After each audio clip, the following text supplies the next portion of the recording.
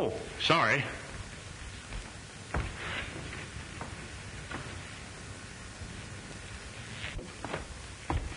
Oh, I gotta see the chief. Oh, but this is important. Manelli won't mind, will you? No, he won't mind.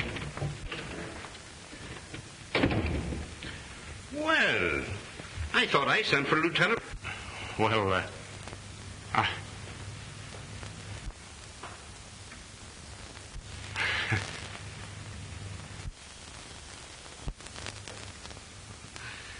Sit down, Bert. Thank you. What's on your mind? Maybe I can help you. Possibly it's about my daughter.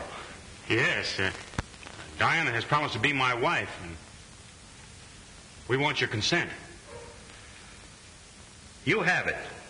What Diana wants, she gets. She said she wouldn't think of marrying me against your wishes. I was afraid that you'd want her to marry Dave Graham. Professor Graham is a very fine man and a successful criminologist. Yes, sir. He's all of that, and that's the reason I was afraid I wouldn't have a chance. I'm only a lieutenant. You know, Danny, I think you're going to be successful, too. I don't know anything about your family, but I've had me eye on you ever since you came on the force.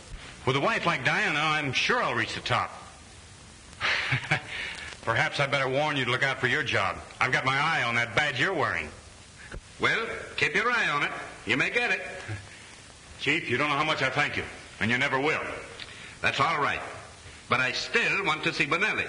Oh, yes, sir. You're next.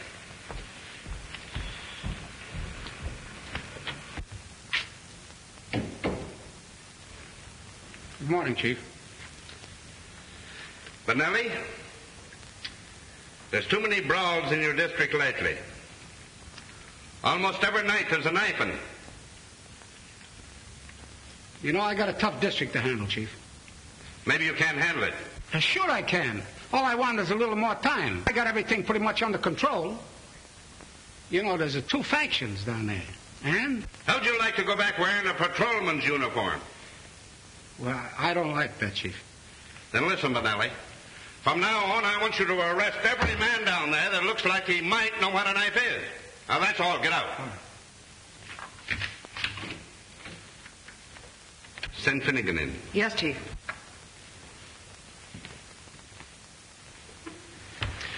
Maybe you can hear better standing up. Finnegan, I've had my eyes on you for months. Politics is not going to keep any man's job on this force as long as I head it. Now, I'm warning you, Finnegan. Keep your nose out of politics or I'll break you. I know what's running through your mind. You're thinking I won't be long on this job. Well, maybe not. But while I'm here, there'll be no interference from shyster lawyers or underworld bosses. Well, maybe I can give you some advice. I don't want your advice. Now get out of here.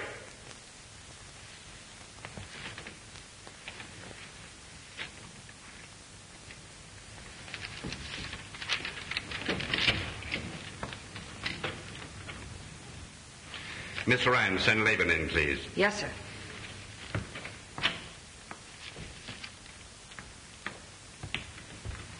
Levine?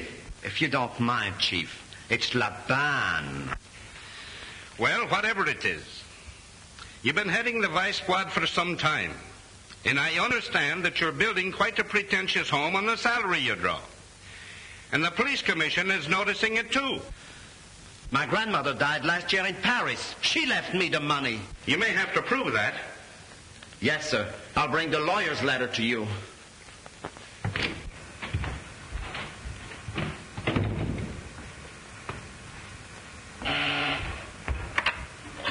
Yes, Chief. Get Captain Withers for me, please. Yes, sir. Captain Withers, you're next.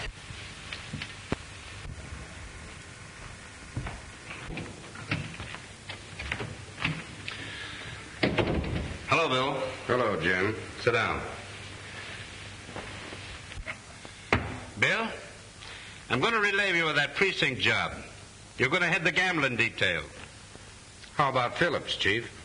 I had him on the carpet. It's noised around that there's a payoff. Jim Phillips wouldn't take a dime of dishonest money. But this will break his heart. I have a lot of confidence in Phillips, but I don't want him to remain where he'll be framed by a bunch of crooked gamblers. Phillips won't understand. He'll think you're breaking him. He's sort of bitter at times. That's my worry. I can handle him. When he gets through, he'll have every man on the force down on him. Hey, Withers? I guess the chief knows what he's doing. And maybe you benefited by it. That's why you talk that way. Listen, Perkins.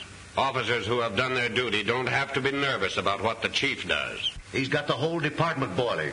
There's a dozen fellows would like to be pallbearers at his funeral. Miss Ryan, will you come in, please?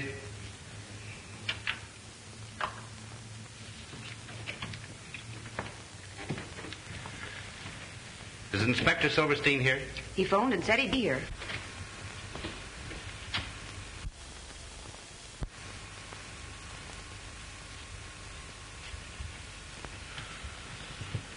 What is it, a shake-up? Shake up and down. As I was saying, Mary Ryan's got one of those red-hot Irish tempers. And as a policewoman, she packs a gun.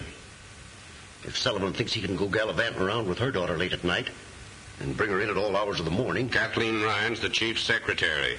And they...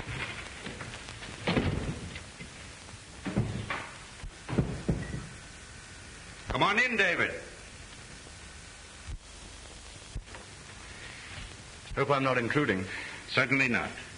Would you mind waiting in my private office? Thanks.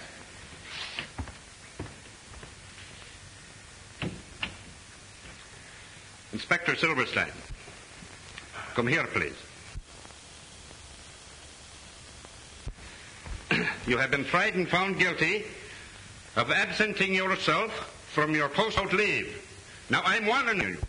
If you should let this happen again, you will be severely punished. Well, you see, Chief, it was Rebecca's anniversary, and actually we had some people over for dinner, so Now, that all came out in the hearing. Take your place among the officers. Gentlemen, I am proud to say that we have one of the finest police forces in the country. I know it's not 100%, but I don't know of anything that is. I have seen fit to make some changes today for the benefit of the department in general and officers individually. Some of you may not like it. If not, I'm sorry. I want to congratulate you on having solved a large percentage of crime. Furthermore, I want you to make this town so hot for the crook that he'll find it an unhealthy place to nest in. Do your duty. And as long as I head this department, your jobs will be safe. That's all.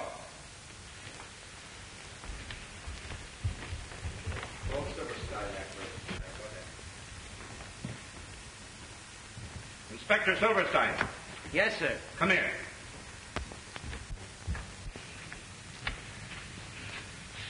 Tell Rebecca that I'm sore because she didn't invite me to her party.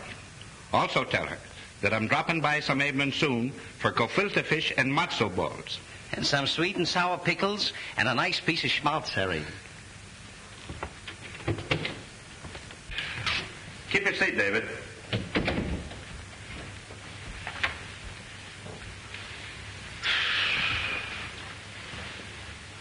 Will you have a cigar? No, thanks. I prefer my own. Here, try one. Thanks. Oh, you're still making them yourself, I see. Of course, my pet hobby. But then, you see, I come by it naturally. My father was a cigar maker. I learned the art when I was a kid, working in his factory.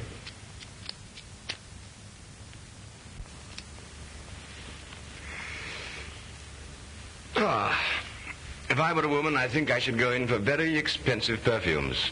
But as it is, I have to content myself with fine imported tobacco and roses.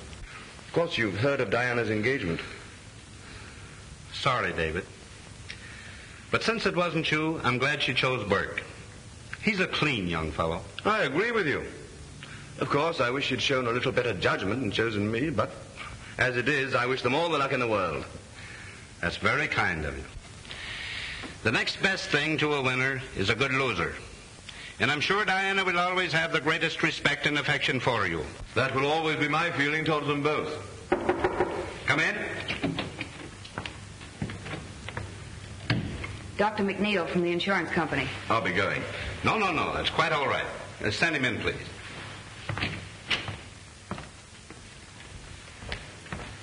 Hello, Mac.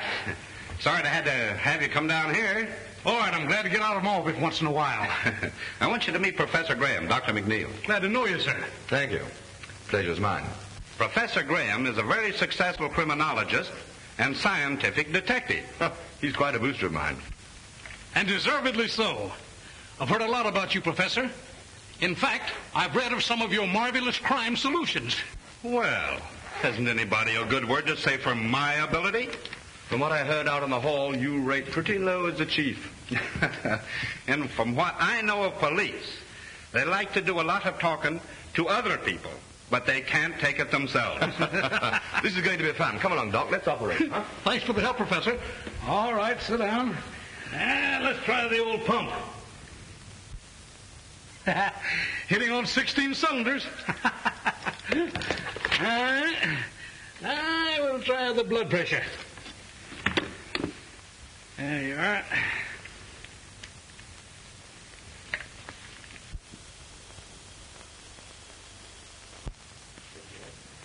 Normal. Let's see. Now, I guess you better hire the lamps, all right? Bet you can see in the dark with those glimmers. All right, the Mammoth Cave. Perfect as a prima donna's. All right, let's see now. Let's try the old bellows.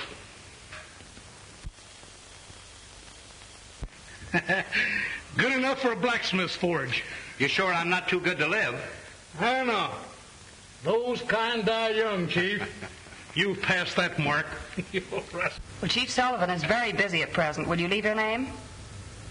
Is it extremely important? Well, just a minute, please.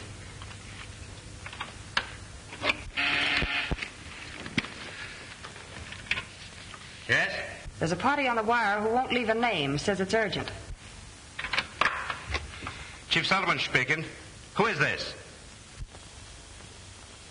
I no time for cranks like you. Yes, sir. Trace that call, Miss Ryan. Yes, sir. Operator, can you trace that call? Well, Doc, you probably won't think I'm such a good risk now. Fella just threatened my life. Second time it happened this week. Well, you certainly take it casually enough. He'll probably follow it up with a threatening letter and then annoy somebody else. You should have traced that call while he was still on the wire. Didn't I tell you he knew his stuff? Yes? The man's hung up, and you know how many calls we have. All right, thanks, Miss Ryan. And goodbye, Chief. Goodbye. Hope you don't collect soon. Thank you. See you again, Professor. I hope so, Doctor.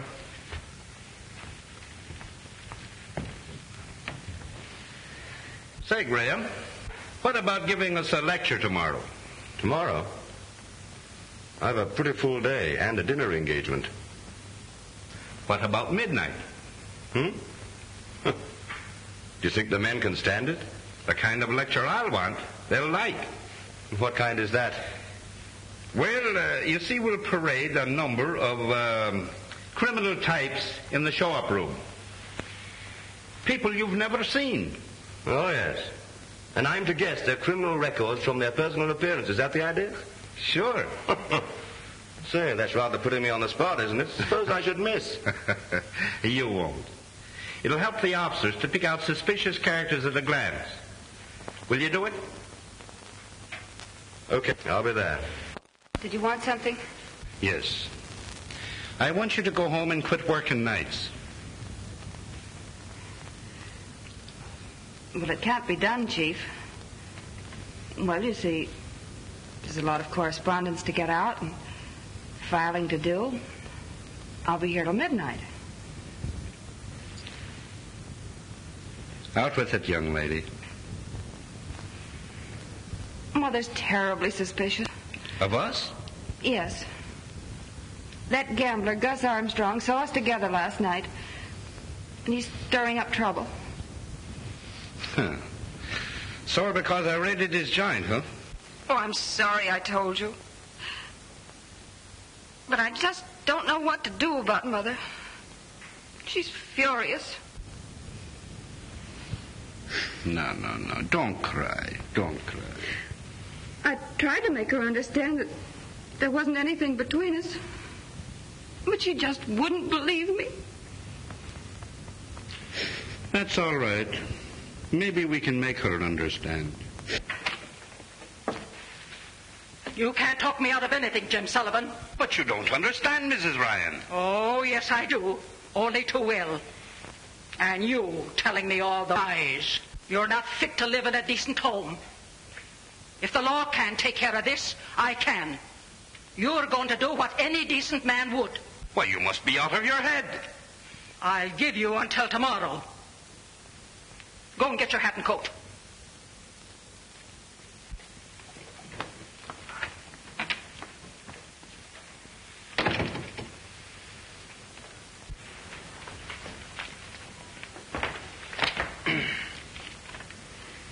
Calling car 71, car 71. Go to 22nd and St. Anne Street. 22nd and St. Anne Street. A barking dog. Calling car 36, car 36. Go to 59th and Rampart. 59th and Rampart. A drunken man beating up his wife. That is all.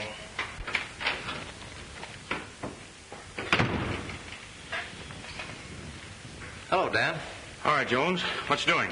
Oh, just enough to interrupt a good story. Barking dogs, crowing roosters, fainting woman, 3 prowlers, guys beating up themselves, half a dozen drunks, and cat up a phone pole and won't come down. Oh, but that looks funny. What looks funny? Half a dozen drunks and a cat up a phone pole. Must be a polecat. Oh, you're pulling something on me, huh? Here's something interesting. Calling car 22, car 26, car 31, car 47. Disregard all other calls. Go to 72nd and D Street, 72nd and Weaver Street. Bank holdup. Bank holdup.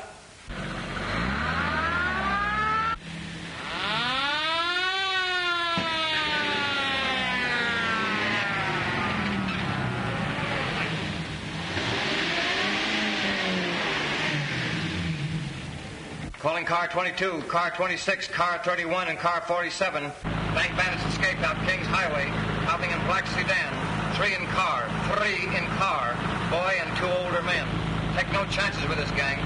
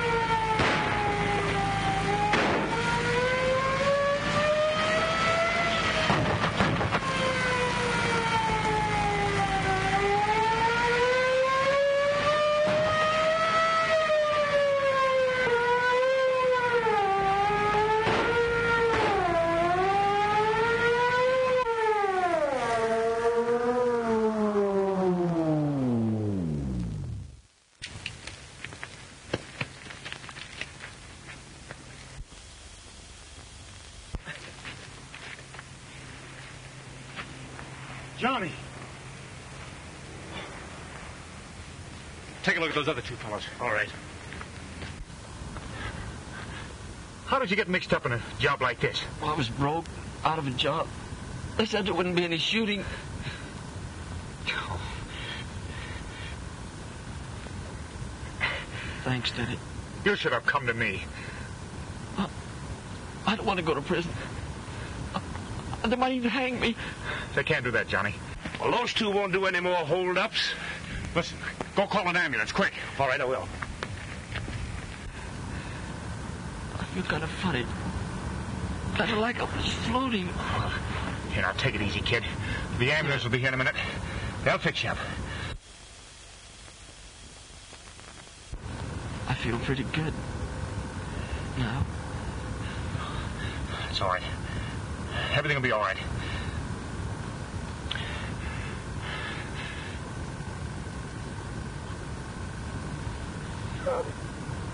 Johnny. Johnny.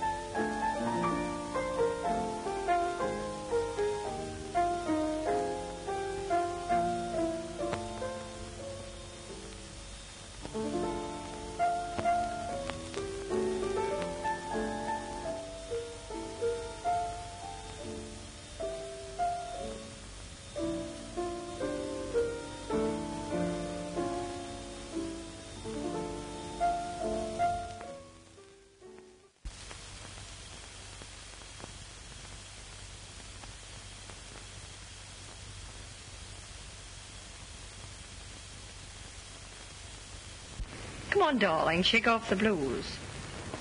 You know, you're an engaged man. Diana, I went through something today that doesn't make me feel exactly cheerful. A young fellow was trapped with a bunch of crooks. He was shot and killed. I understand how you feel, darling. He was only a kid. Told me it was his first job, that he was broke. You know, I'm glad you feel that way, even about that kind of a boy, but you'll get over it, won't you? Well, it's late. I must be going. That's Father.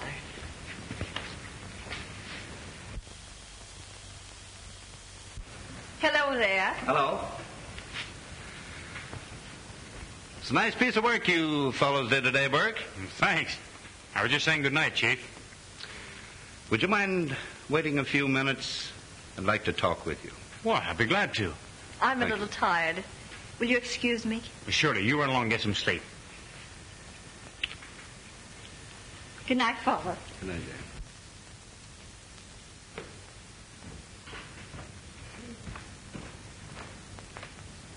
Oh, Dan, will you look in the morning papers?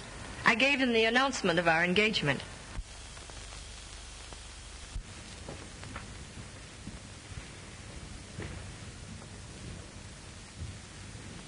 Sit down.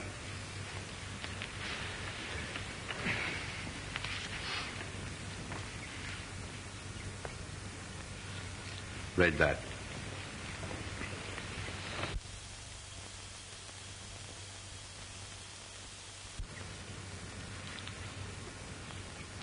Of course, Dan, you'll release my daughter from the engagement. Release? Release Diana? Yes. 'Tis the only honorable thing you can do. But I love her. All the more reason why you should free her from a compromising situation. But I can't understand why I should be blamed for something my brother did. Then why did you deliberately conceal his identity? Because I knew the people wouldn't understand. Even Diana might not. I like you, Burke. Liked you well enough to give my consent to your marriage to my only child. Please understand me. It isn't because your brother was killed. I'm very sorry that happened. Duty is a hard work. But his being a criminal makes it impossible. But Johnny wasn't a real criminal. He was forced into it. He's only a kid. You know the law, Dan. A man was murdered, and he participated in the crime. Why, everybody would point out Diana as the wife of a man whose brother was a murderer. I'll tell Diana and let her decide for herself. You've already deceived her once by not telling her the truth.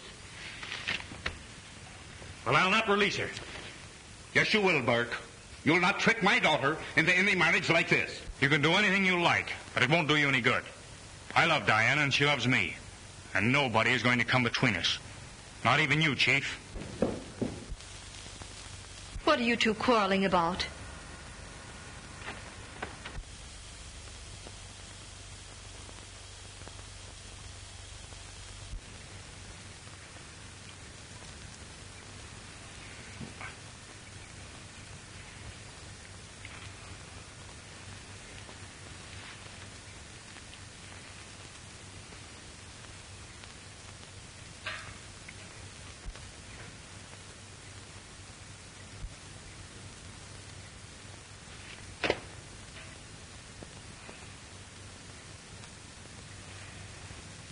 Your father is asking me to release you from our engagement.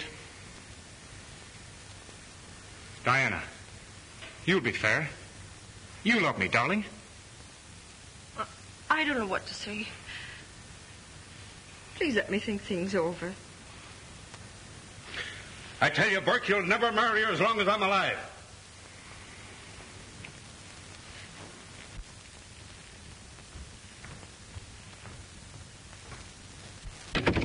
Oh, Dad.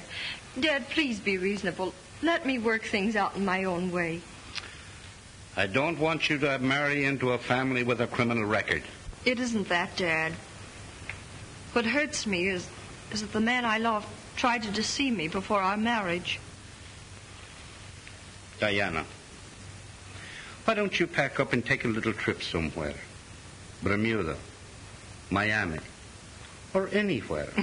No, darling, I think I'll just go out for a little ride, and don't you wait up for me. It's not safe for you to ride around this time of night. That's not very complimentary to your department's efficiency, is it? You're not going to see Dan Burke? No. No, I'm not. And that's a promise. All right. Good night, dear.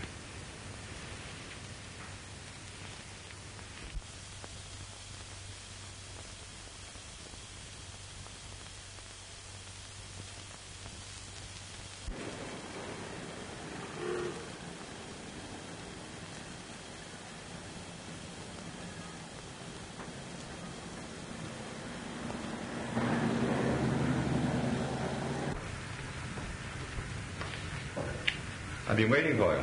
Expecting me? Doesn't it look like it?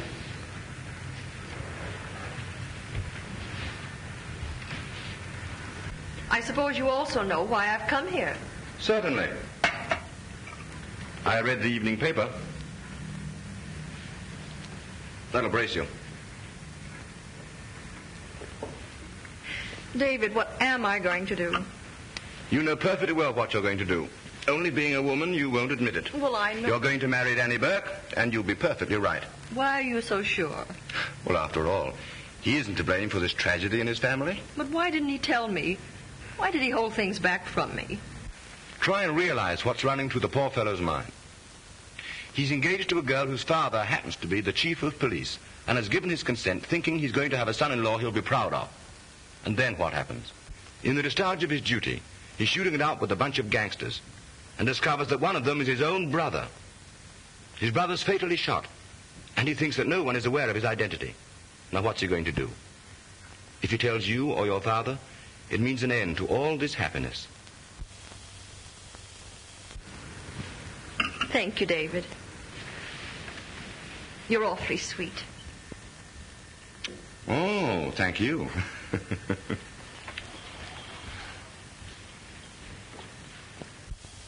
You know, as a matter of fact, all this explanation business was entirely unnecessary. What do you mean? You would have made the same decision through the proverbial intuition of your sex. Good night. Good night, dear.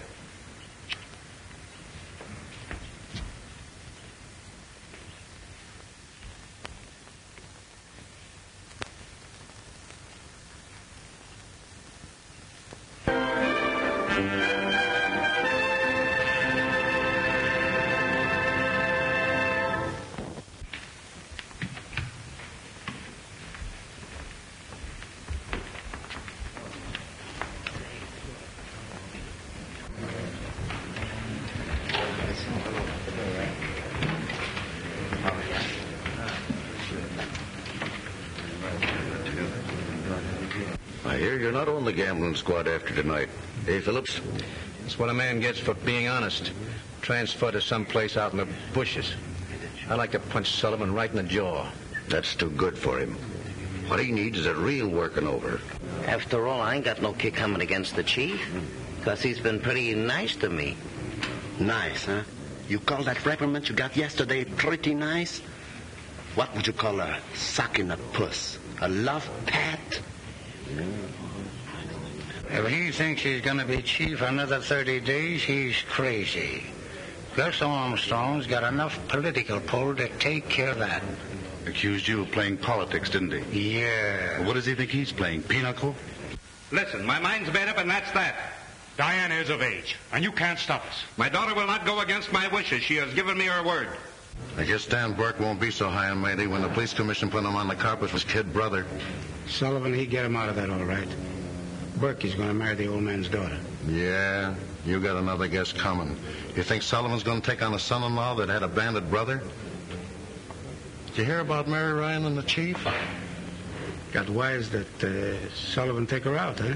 I was talking to the janitor last night. He said the old lady was threatening the chief, said he'd have to marry Kathleen or else.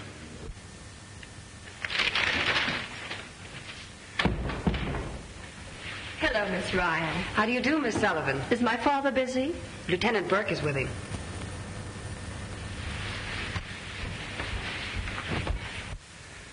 And that's final, Burke. Not with me. Hello, Danny. Hello, Father. Hello, darling. I've just been trying to convince your father. It's 10-1 you weren't successful. I wasn't. I'm the only one who can win an argument with him. But this is one time you won't. But, Dad, it isn't right to blame Dan for something his brother did. I don't. But it's the deception and the compromising of your reputation. Oh, let's leave out my reputation. I wouldn't let gossip keep me away from Dan. And now I'll tell you, just as I told him, that as long as I'm alive, he'll marry you. But, Father, we love each other, and we're going to be married and everything.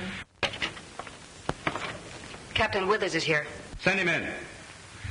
Now, if you'll all excuse me, I'll see you later in the show-up room. Come in, Captain Withers. Pull up your chair and sit down.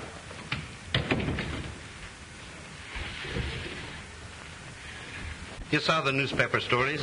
Yes, Chief. I want you to tip me off if Burke and Diana try to get a marriage license. Diana's hard-headed and self-willed. And Burke has indirectly threatened me if I interfere with his marriage plans. Okay, Chief. Anything else? Yes. Something very confidential. The gambling interests are out to get me. Yeah? You know Gus Armstrong. Yeah.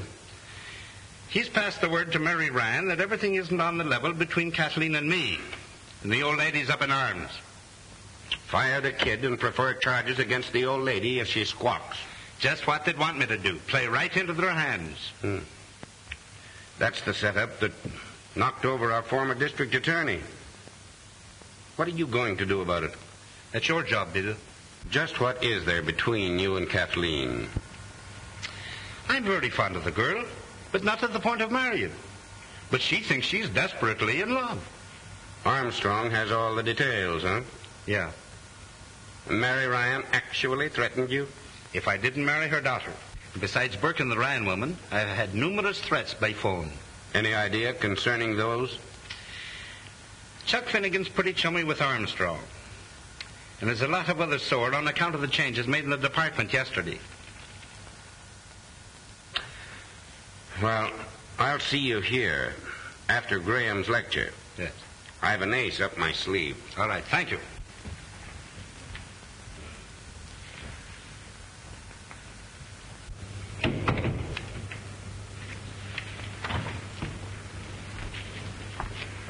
Do you mind if I hear Professor Graham tonight? You better go home, Kathleen. It's late. But I have to wait for Mother. All right. But be careful. I will, Chief.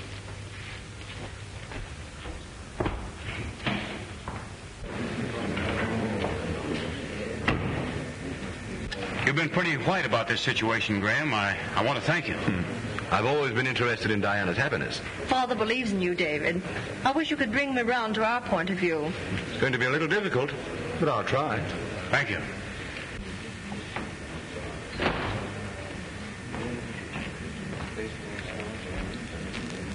Professor Graham, would you mind sitting over here next to Chief?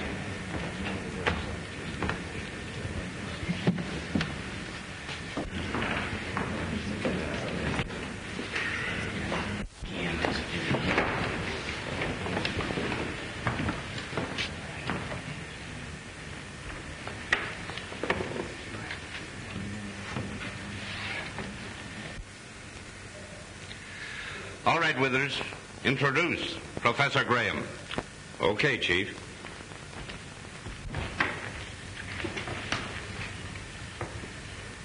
Ladies and gentlemen, we have with us one of the world's outstanding criminologists.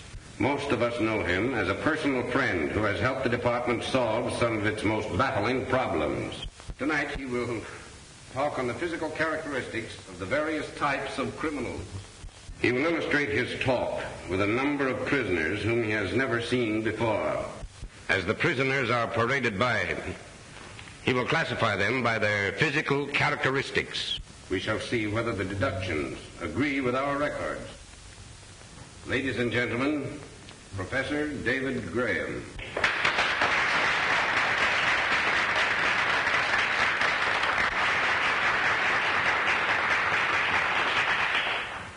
Ladies and gentlemen, I'm afraid that Chief Sullivan has rather put me on the spot.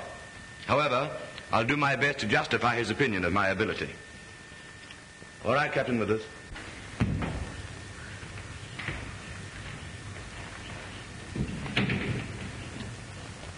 Duped into crime. Charge.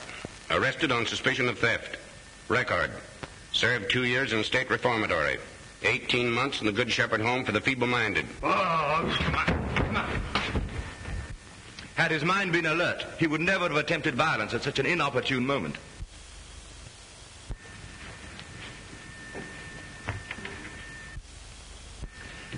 This type plays a major role in modern crime.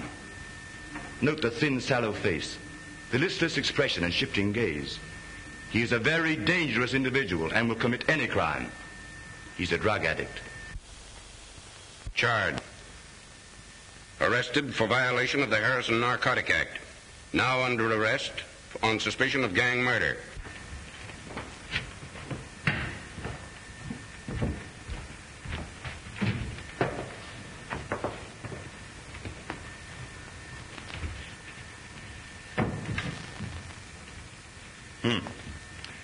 The larger girl is aggressive. If started on a life of crime, she would actively participate with male criminals, drive a bandit car, act as might possibly use a lethal weapon.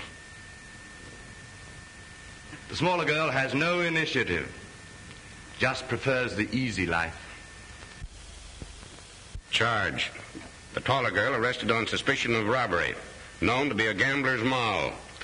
The smaller girl arrested on a vagrancy charge.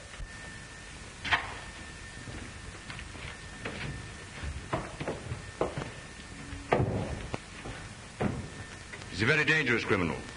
Specializes in widows and orphans. Always has a safe investment. Yes, safe for him. Popularly known as a con man.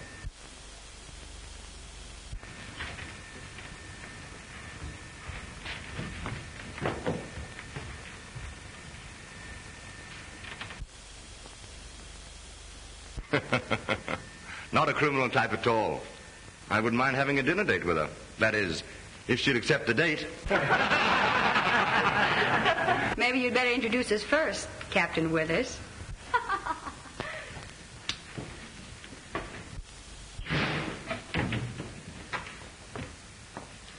Professor Graham, my daughter, Mary. How do you do? I'm happy to meet you.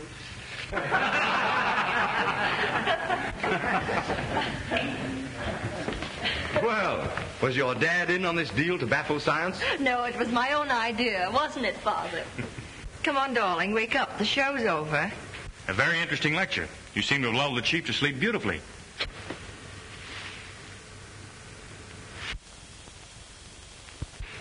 Oh, dead.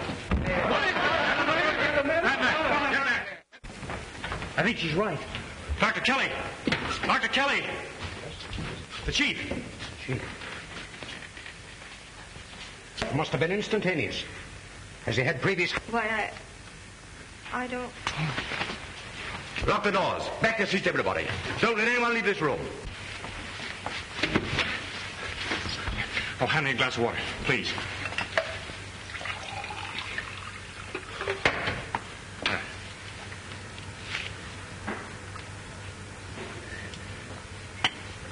Mike. Are you all right, Diana? Yes, I'm all right. Oh, come here. This man has been murdered, and the killer's right here in this room.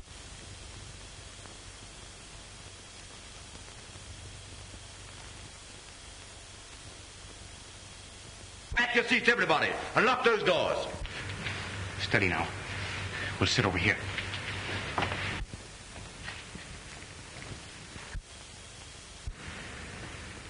Looks like a plain case of heart attack. That's what it's supposed to look like, Doctor. But I happened to be in Sullivan's office last night when Dr. McNeil examined him and pronounced his heart perfectly normal. Captain Withers, do you know of anyone here who might have wanted a thing like this to happen?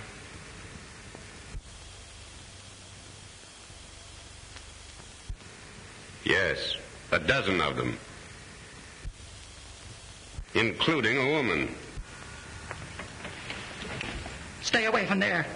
He's no good to you now. Clue number one. I'd have been willing to sign a death certificate without an autopsy. I'd have said angina pectoris. But I detect different symptoms now.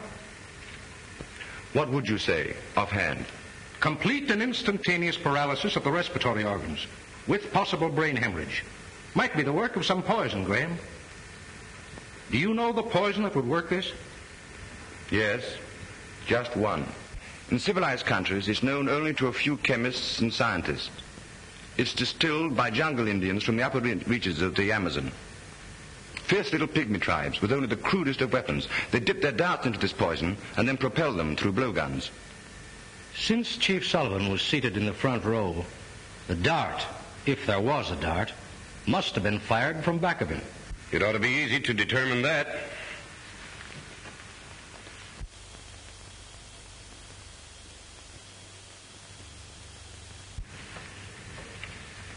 It's here, all right. An ordinary sewing needle. Oh, be careful, Doctor. The point may still be deadly. How would you say it was injected? By hand? No. I should say blown through a tube. What sort of a tube? Oh, any small type. Possibly a cigarette holder. What would you suggest? That a preliminary autopsy be performed immediately. After that, a person-by-person search for the instrument of death. Then, a thorough investigation into the motive of the crime. I will ask Lieutenant Burke to stand by with Professor Graham and myself. And I want everybody in this room to watch the persons next to them in case the killer tries to dispose of the weapon. Then one by one, I'm going to call you to come up here and empty all your belongings on the table.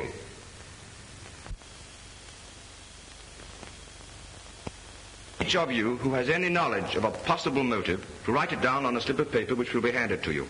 You need not sign your names.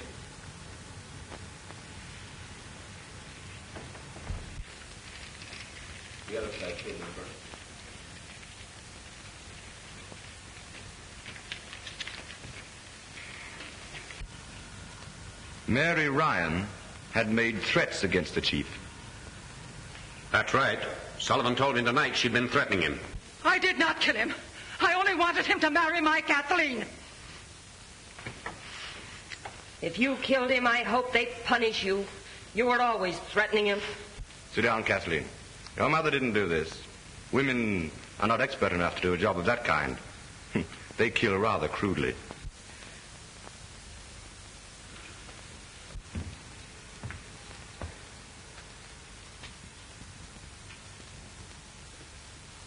Captain Perkins, you were overheard saying that you would like to be a pallbearer at the chief's funeral.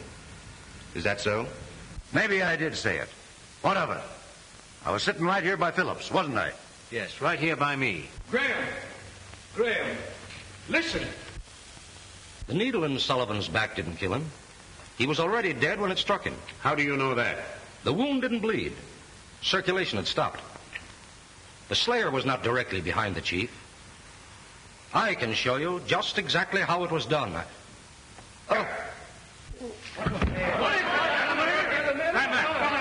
Get back there and sit down.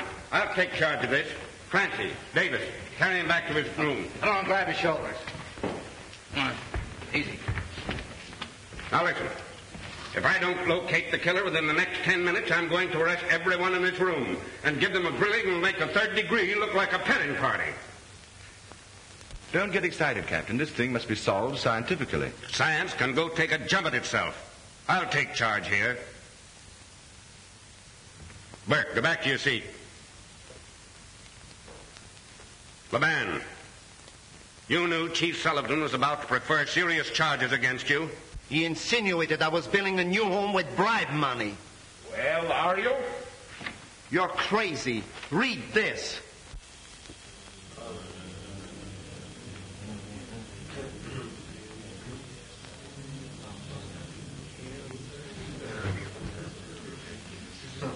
I told the chief I'd bring a letter to prove that I inherited the money.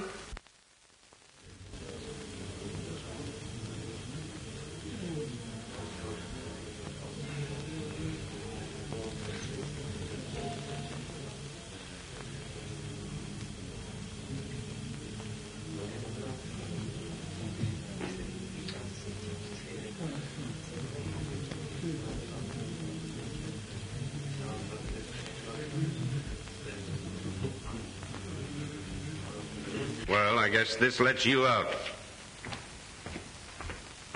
You've got to help me, Diana. You've got to be brave and see this thing through. There's a light switch over there. When I signal you, pull it. But I'm afraid. I'm afraid somebody else will be killed when I turn the lights out. Trust me, honey.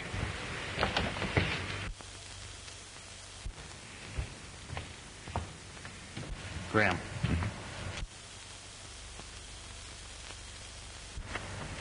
I've got the tube the needle was shot from.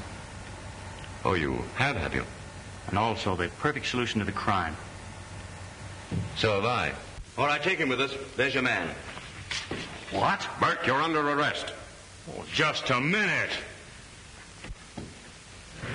Turn on those lights. Turn on those lights. Someone has killed Burke. Daddy! Get back. Get back. Stay back where you belong. Daddy! Listen, Diana. He killed your father. He killed him because he was opposed to your marriage. Then he killed Dr. Kelly to cover up the first crime. You see, he'd known for the past half hour that I had the evidence on him. He took the only way out. Killed himself with his own poison. You'll find the deadly tube in his pocket, cleverly concealed in a cigar.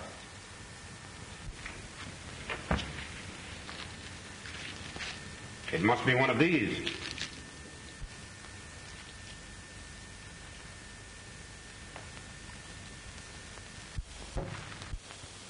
You see? Well, I don't think you need much more evidence.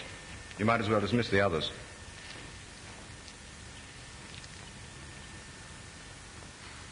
To think Burke would do this. Clear case of heredity. He was a criminal by instinct, just like his half-brother, Johnny.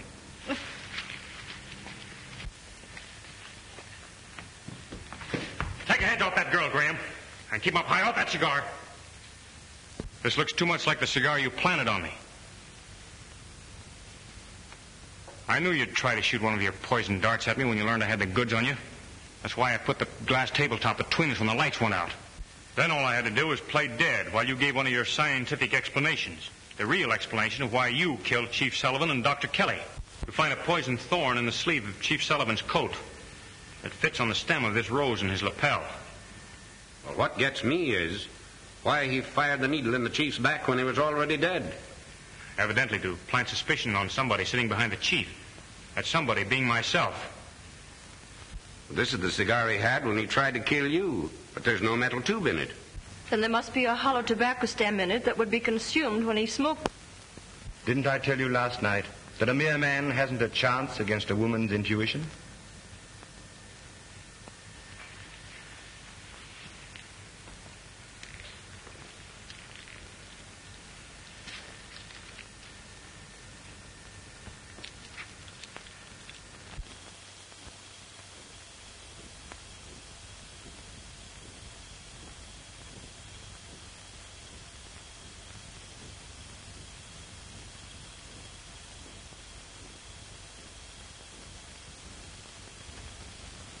6 months ago, who would have thought the world could be beautiful again, Mr. Burke? It can't help being beautiful with you in it, Mrs. Burke. Oh. Ouch! The spread isn't spread yet, old dear. Well, I guess I'm too lovesick to eat anyway. I'll remind you of that tonight when you have an old-fashioned tummy ache from gobbling up more than your share.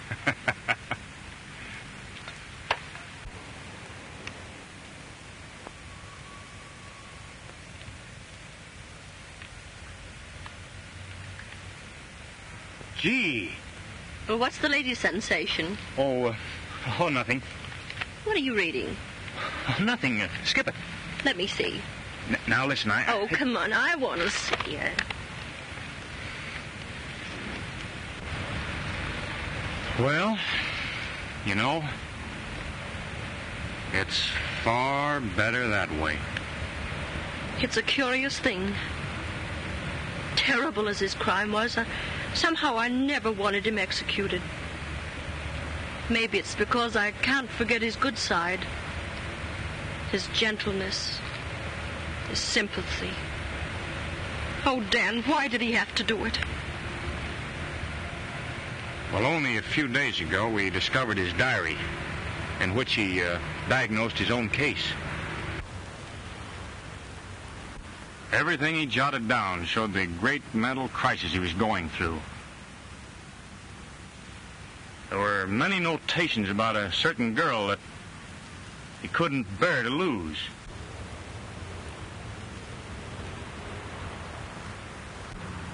Well, his mind became possessed with the idea of staging a perfect crime to defy solution and enable him to win back this girl. That's what toppled his brilliant intellect across the shadow line between genius and insanity. The rest you know. Perhaps it's true that to understand is to forgive. Perhaps. Anyhow, that's all out of our lives now. And forever.